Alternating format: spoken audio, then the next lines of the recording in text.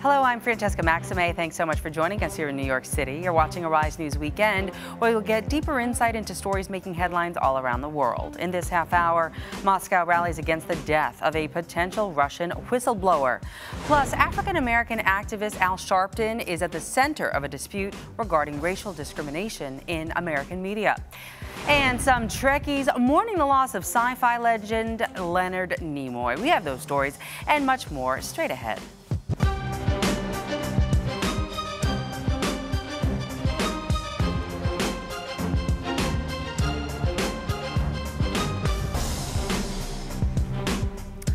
Well, thanks so much for joining us today. Our top story in Moscow, thousands gathered today to rally. That rally was originally supposed to be against Russia's policies with Ukraine, and it was supposed to be 2 days from now, led by Boris Nemtsov. But he didn't live to see it. The outspoken critic of Russian President Vladimir Putin was gunned down Friday night while he walked home from a restaurant. Ukraine's president says that the assassination came right before Nemtsov was planning to release information about Russia's involvement in backing separatist rebels. Russian leaders deny such involvement, and it is estimated that 50,000 people or more came out for the rally today. And of course, it's absolutely preposterous that a politician is being killed, an opposition politician is being killed in the center of the city next to the Kremlin. I mean, this is something absolutely unbearable and impossible. And the search for the shooters responsible for Nemtsov's death still continues. Well, ISIL has released 19 Assyrian Christians, but more than 200 do remain captive. The report comes from a human rights group which tracks ISIL conflicts. However, ISIL still has not officially claimed responsibility for the kidnappings of the Christians. The human rights group says 17 men and 2 women were released. Last month, ISIL released a video showing its members beheading 21 Egyptian Coptic Christians in Libya. Well, to Nigeria now, where a crowd beat to death and set fire a teenage girl thought to be a suicide bomber. A second suspect, also a teenage girl, was arrested at the biggest market in Bauchi City.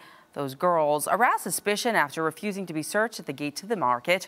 People overpowered one of them and found 2 bottles strapped to her body. They then clubbed her to death, put a tire covered in fuel over her head and set it on fire. Police doubt that the girl was actually a bomber, though, since she didn't actually detonate any explosives when she was attacked. Well, U.S. Secretary of State John Kerry remains adamant that a deal will be reached with Iran on their nuclear program. The U.S. and 5 other countries are negotiating with Iran on curbing their nuclear program. A deadline has been set of March 31st. Israel has been a staunch opponent of working with Iran on any such issue. Israeli Prime Minister Benjamin Netanyahu is due to speak to the U.S. Congress, and Kerry has concerns that the Prime Minister could use his speech to start some, quote, great political football. Deborah Lutterbuck has more. Israeli Prime Minister Benjamin Netanyahu raises deep concerns over the continuation of major powers' talks with Iran, despite a recent report by the International Atomic Energy Agency. The confidential report obtained by Reuters says Tehran is continuing to withhold full cooperation in key areas. The report says the Islamic Republic was, quote, not providing any explanations that enable the agency to clarify the outstanding practical measures, referring to allegations of explosives tests and other activity that could be used to develop nuclear bombs.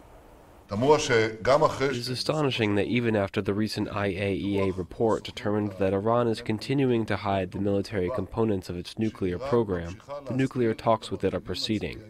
Not only are they continuing, there is an increased effort to reach a nuclear agreement in the coming days and weeks. The Israeli Prime Minister is due to address the U.S. Congress next week. The agreement that is being formulated between Iran and the major powers is dangerous for Israel, and therefore I will go to the U.S. next week in order to explain to the American Congress, which could influence the fate of the agreement, why this agreement is dangerous for Israel, the region, and the entire world. Netanyahu will speak just 2 weeks before Israeli parliamentary elections March 17th, when he will seek a 4th term. Because of the upcoming elections, no meeting at the White House with U.S. President Barack Obama. Well, U.S. and Cuban officials say that progress is being made in restoring diplomatic ties between the two countries. Well, those two sides met in a second round of talks to normalize ties. Cuba is calling for the U.S. to take the country off of its list of state sponsors of terrorism. For us, it would be difficult to explain that Cuba and the U.S. have reestablished normal diplomatic relations while Cuba is kept in that list that we believe we have never belonged to.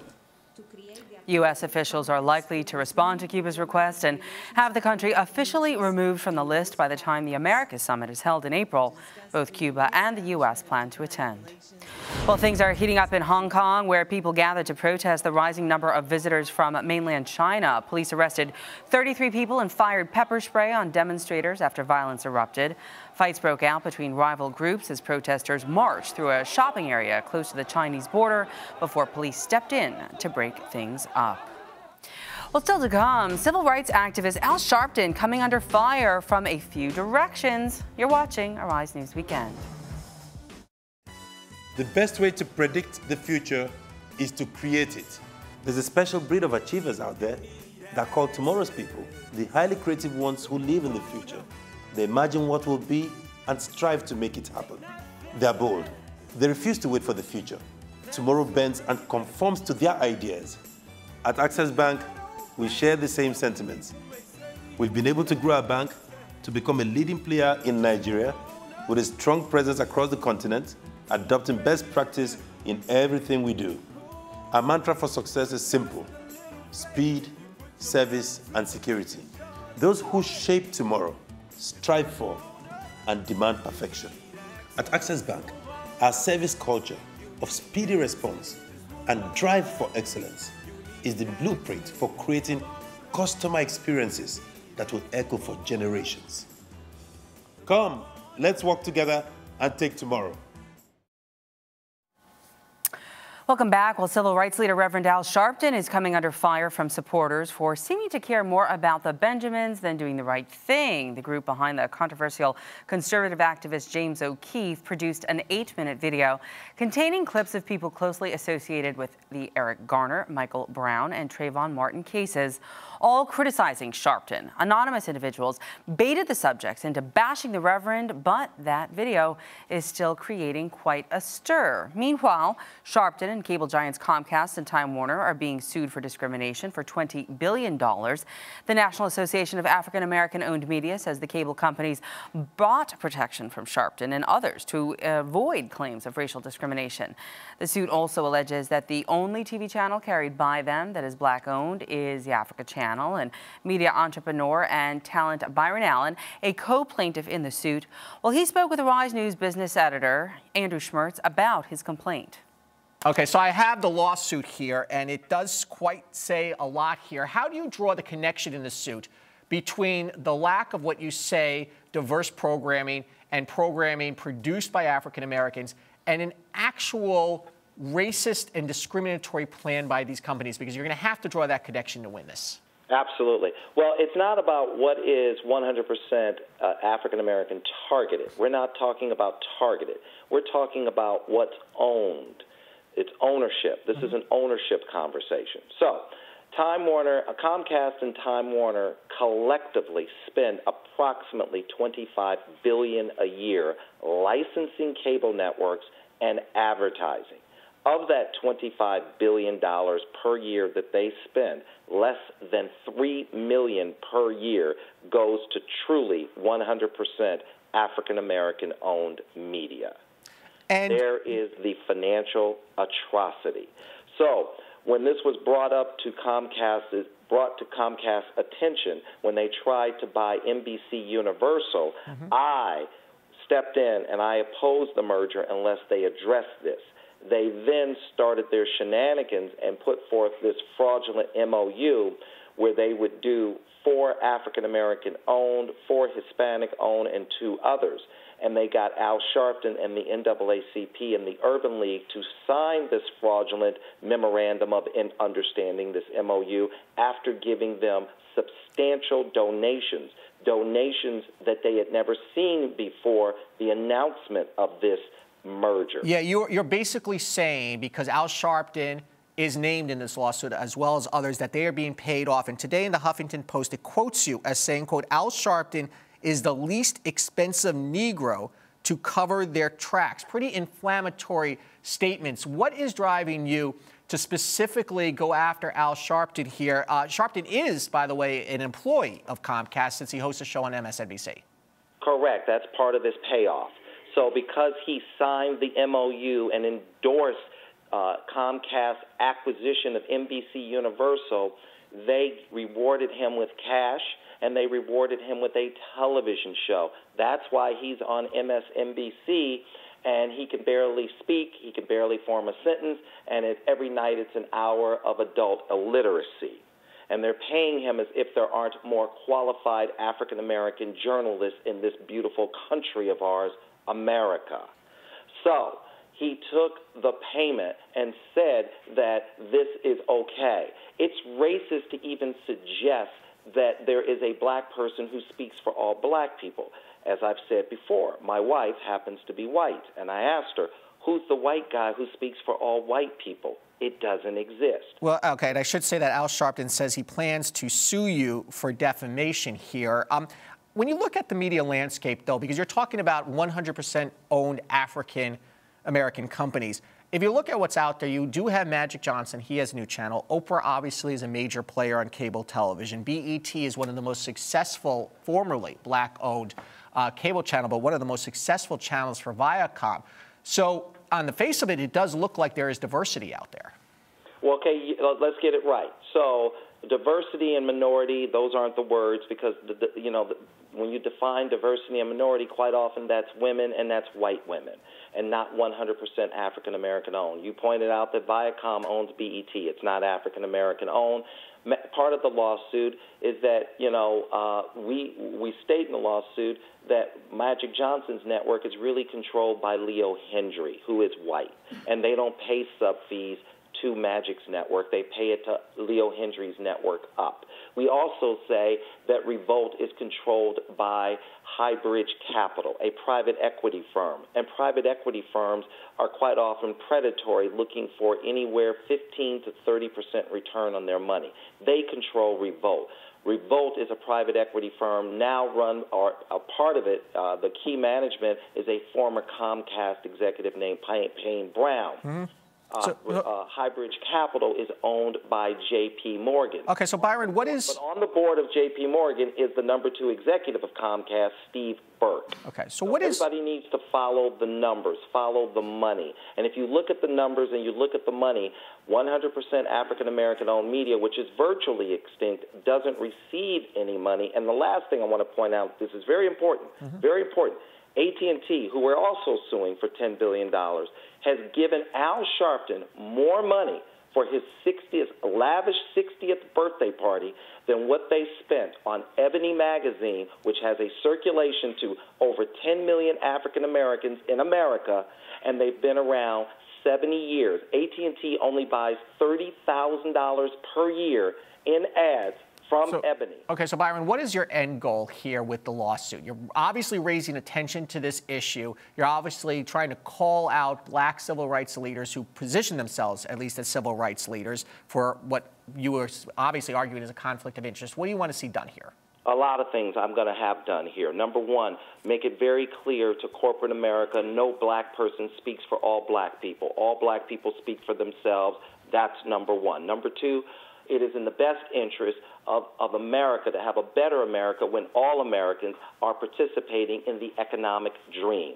They need to do business with us in a fair and equitable way, the way we do business with them. Okay. And number three, if this isn't corrected, I will spend a great deal of money educating everybody involved, and I will personally deliver the African-American vote to the front door of the Republican Party. Byron Allen. What's at stake there is the White House in 2016 if Obama doesn't get this right. Okay, Byron Allen, the CEO of Entertainment Studios. Thank you for walking us through the lawsuit and appreciate you coming on today.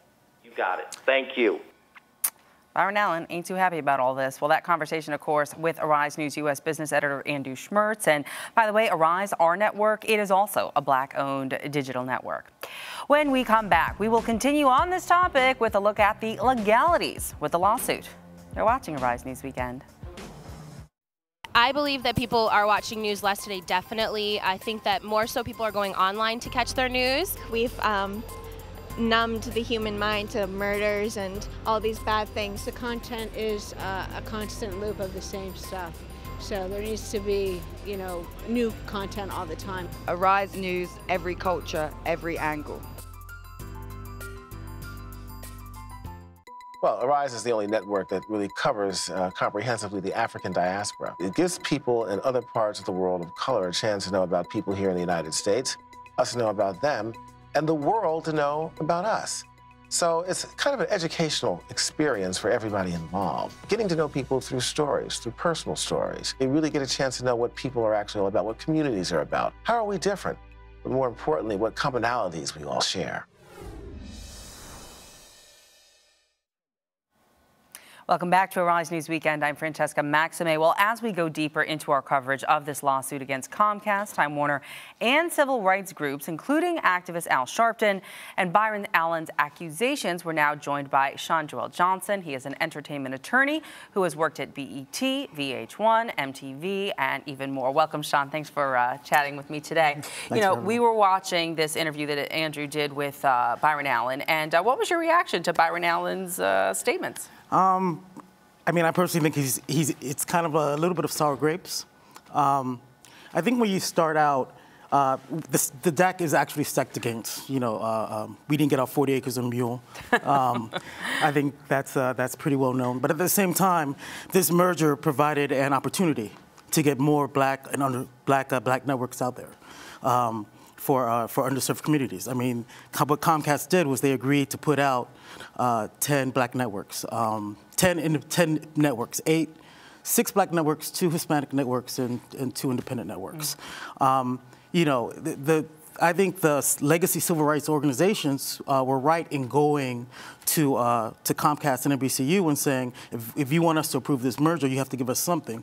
I think the problem develops is that when you look at the MOU, and it's online, anybody can look it up. The MOU is the? Yes, Memorandum of Understanding between Comcast, and it's signed by the National Urban League, the NAACP, and National Action Network. If you go, you can read through it. Which is Al Sharpton's group. Yes, it's Al Sharpton's group, and anybody can read it. So you can just look online. You see what he says about it. Mm-hmm. You'll hear what I say about it, and then you can go read it for yourself and form your own opinion. But I think this was an opportunity to get in on the game and to get more black and minority networks out there. I mean, without this merger, we would not have El Rey, Aspire, Revolt. Some people, though, say that these networks, even if they're not really black-owned, they're not really black-run. They're really run by other entities that are really white. So I take, there's 2 things I think about that. The first is, I think if you went to Sean Combs or Irvin Johnson and said that network was in their network, I think they would have problems with it. I think the second thing is that if you look at the Memorandum of Understanding, it doesn't say 100% owned. And that's one of the crux of his case, 100% owned, not like majority owned, not predominantly owned. So he wants everything to be 100% owned, which is very hard in this day and age when we're talking about television and producing television. It's millions of dollars to get a network on the air. And a lot of people don't want to spend their own money. Now, he is in a position where he can spend his own money to do that, but not a lot of people are. You said sour grapes. You said he wanted to get his stuff on, and they said no. Yeah. Meaning Byron Allen. Yeah, he has 7 channels. So the funny thing is that when Comcast put together the MOU, they said that they would consult with an African American advisory council made up of 9 people. One of which from the 2 legacy groups and Al Sharpton's group, and the other 6 independently picked, who are going to advise them. Well, the thing about Byron Allen's networks is his networks they kind of don't really serve the African American community in the sense that, his networks are like Cars TV. Justice Central, sure. Pets TV. Well, it's the difference between programming that is specific to African Americans as opposed to programming that is created and owned by African Americans, I would say. What does this mean, though, for the consumer? Because in the end, aren't we the cable watchers, not the cable creators or programming, creators? What does it mean to folks at home that are paying their cable bills, that are African Americans, that are Hispanics, that are, minorities? Well, I think it means that you're getting, with the channels that have been selected, I think it means that you're getting programming that speaks to you. So there's a difference between targeted and owned. So for me, my personal opinion, if the choice is between having a network that's about cars and pets and the justice system versus having a black family channel and a Latino channel and a multicultural music channel, I would stand over here. Well, I would like to just say, because that is all we have time for, is that here at Arise, we're both, right? We're Black owned, and we also have programming that caters to the Black community, the Pan-African community, and we'll continue to try and honor that commitment to continue to serve these underserved communities, of course, that we need to talk about. That's all we have time for. Mr. Johnson, thanks so much for joining us today on Arise News Weekend. Well, thanks for having me.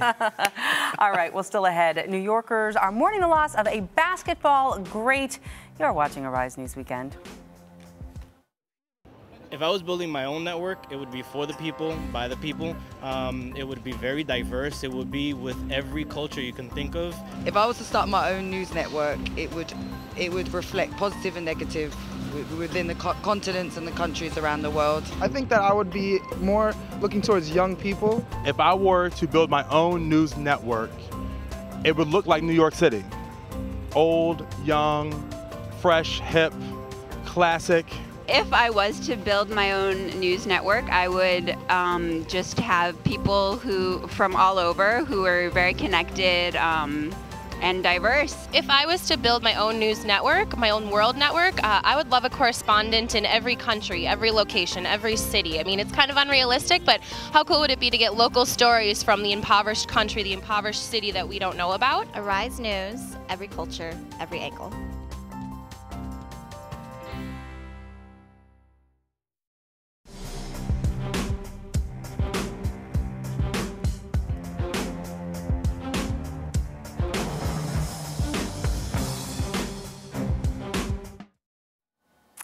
Welcome back. All right, in the world of sports, this has been a really tough season for New York City's basketball team, the New York Knicks. They lost their star player, Carmelo Anthony, to a knee injury. And right now, the team's got one of the very worst records in the league this year. Well, this weekend, they suffered yet another huge loss as former Knick and legendary baller Anthony Mason passed away. Known for his buzzworthy haircuts, Mason played with other greats like Patrick Ewing and Charles Oakley at a time when nobody dared to mess with that team. He was the personification of heart, and that 48-year-old heart gave out on Saturday morning. Here to talk about his legacy on and off the court is All Sports Everything founder Shannon Renee Stevenson. Welcome. Thanks so much for joining us. Thanks for having me back. It was an unexpected and tragic loss. Talk to me about his legacy. Anthony Mason was one of those players who, regardless of how many minutes he played, you knew that he would give his all. He was the heart and soul of that 90s Knicks team that, really had their run, their championship run to the 94 finals. Unfortunately, they fell short. But he was such an instrumental piece to that puzzle. Just his tenacity, his toughness, stalwart on the court. And New Yorkers really identified with that. He really kind of reflected just the work ethic that defines so many of us. And as a native New Yorker himself, that was just who he was. What does he mean beyond New York? I mean, the blue and orange, Jersey fans over here are definitely mourning his loss and mourning a really less than stellar season as well, right. Which we mentioned. But in terms of, other peers in the NBA and other teammates? I think that outside of New York, he was a tough competitor and one that anyone he competed against just respected. Every time they went to battle with him, whether it was Akeem Olajuwon in the Houston Rockets or Michael Jordan and Scottie Pippen in those unforgettable Bulls-Knicks rivalry games during the 90s, he was just someone that his peers had the utmost respect for and really look forward to playing. A lot of folks will say that basketball has changed. We went from it really being a team sport where everybody was interdependent to really being a sport where we have stars now. You have the Kobe Bryant, but those pairings, those groupings, like in the Boston Celtics, the Chicago Bulls, the New York Knicks. That time was a glory time in a way for basketball. So is he remembered by his peers in the industry because of that? Absolutely. I think, when he played for the Knicks, Anthony Mason, Charles Oakley, Xavier McDaniel, and Patrick Ewing were really the most formidable front court during that time, and they represented just toughness. Whenever anyone came into the Garden, you knew that if you were to face the New York Knicks, you were going to have a hard time out on that court. They didn't make anything easy. Well, you, as you said, have been a diehard Knicks fan. Do you have any specific memories that stuck out to you that just basically say, this is the Mason moment that I most remember? Not one specific moment, but I think that the thing that sticks out to me most about his career was in 1994 when the Knicks went on to the NBA championship, 7-game series against the Rockets, and him battling Hakeem Olajuwon. That was really one of the most defining moments in his career. Well, they could definitely use some better scoring and defense this year. What's happening with the Knicks this year? Are they going to be able to repair some of this damage? I think at this moment we're just all waiting for the season to end, quite frankly. Like you said in the opener, the Knicks have one of the worst records in the league, and they're really positioned to get the first pick in the draft, and that's something that all Knicks fans are looking forward to. They recently won their last 2 games, which is great, but unfortunately, that won't help us. Too little, too late Exactly. For now. So we're just hoping that, we can get that first pick. Hope for a better season next year. Shana Renee, that's all we have time for right now on Arise News Weekend. Thanks for remembering Anthony Mason with us today. No problem. All right, still to come, a Trekkie legend is also laid to rest. You're watching Arise News Weekend. If I was building my own news network, I think I'd want broad, in-depth knowledge of important issues throughout the world. I would want to recruit a fairly diverse staff that had different life experiences before they came to news. We want to see how we can help ourselves and help benefit other people, and not just see what's up with the celebrities and where they're going and traveling and buying this and buying that. Arise News, every culture, every angle.